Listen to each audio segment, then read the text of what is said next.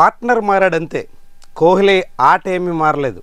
యథావిధిగానే రెండో వన్డేలో కూడా వరుసగా 2వ సెంచరీ సాధించేశాడు. కోహ్లీ మొత్తం కెరీర్లో ఇలా 10వసారి వరుసగా వన్డేల్లో 2 ఇన్నింగ్స్ల్లో 2 సెంచరీలు సాధించడం కోహ్లీ చరిత్రలోనే 10వసారి అలాంటి రికార్డుని నెలకొల్పాడు. గతంలో ఏ బ్యాటర్ కూడా ఇలాంటి రికార్డు లేదు. ఇదొక రికార్డు అనుకుంటే వన్డే హిస్టరీలో తన 53rd సెంచరీని కూడా కోహ్లీ పూర్తి చేశాడు.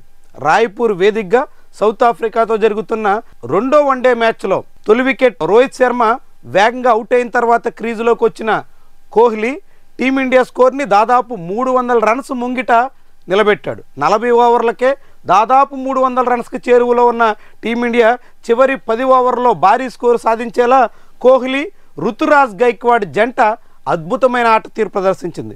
ఇద్దరూ సుమారుగా 190 పరుగులు పైగా పార్ట్నర్షిప్ని నమోదు చేశారు. దాంతో టీమిండియా భారీ స్కోర్ దిశగా సాగుతోంది.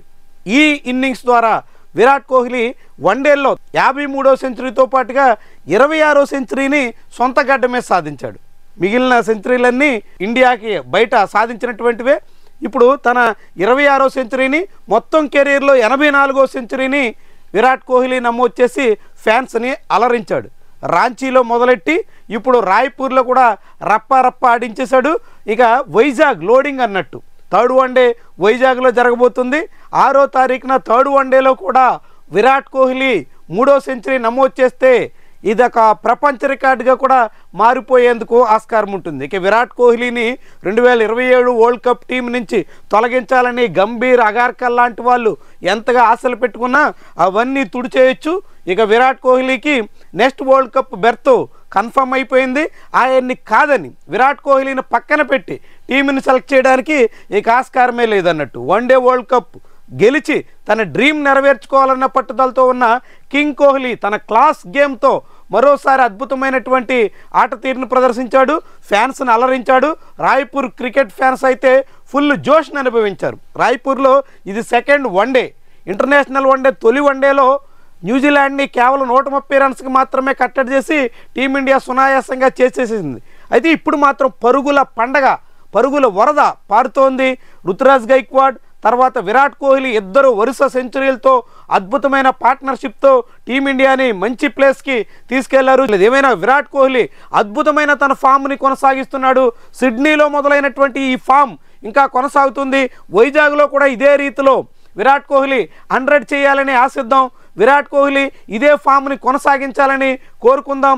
భారీగా తన క్రికెట్ కెరీర్లోనే అత్యుత్తమైనటువంటి ఫామ్ అన్నట్టుగా సాగుతున్నటువంటి ఈ ధోరణిని కొనసాగించగలిగితే వైజాగ్ ఫ్యాన్స్ కూడా ఫుల్ జోష్ అన్నట్టే భావించాల్సి ఉంటుంది.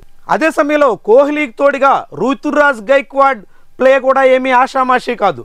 చాలా అద్భుతంగా స్కోరింగ్ రేట్ కూడా చాలా వేగంగా 76 బంతుల్లోనే 100 పూర్తి చేసి తన తొలి వన్డే ఇంటర్నేషనల్ సెంచరీని నమోదు చేసినటువంటి గైక్వాడ్ ఈ రాయ్పూర్ వన్డే మ్యాచ్ ఆయన క్రికెట్ కెరీర్లోనే జ్ఞప్తికి ఉండిపోతుందని చెప్పొచ్చు. అంత అద్భుతమైనటువంటి ఇన్నింగ్స్ ఆడాడు. చాలా క్లాసికల్ గేమ్ ఆడాడు. అద్భుతమైన షాట్లు కొట్టాడు. ఆరంభంలో 2-3 బంతులు చాలా తీవ్రంగా తడబడినప్పటికీ ఆ తర్వాత వేగంగా సౌత్ ఆఫ్రికన్ బౌలర్ని ఎఫెన్స్తో కట్టడి చేసే ప్రయత్నం చేశాడు. అద్భుతంగా రాణించాడు. రుతురాజ్ గైక్వాడ్ కూడా సెంచరీ నమోదు చేసి రాయ్పూర్లో పరుగుల వరదకి కోహ్లీతో జతకడితే అగ్నికి ఆజ్యం తోడైంది అన్నట్టుగా ఇద్దరు చెలరేగిపోవడం చాలా ఆసక్తిని రేకెత్తించినటువంటి అంశం.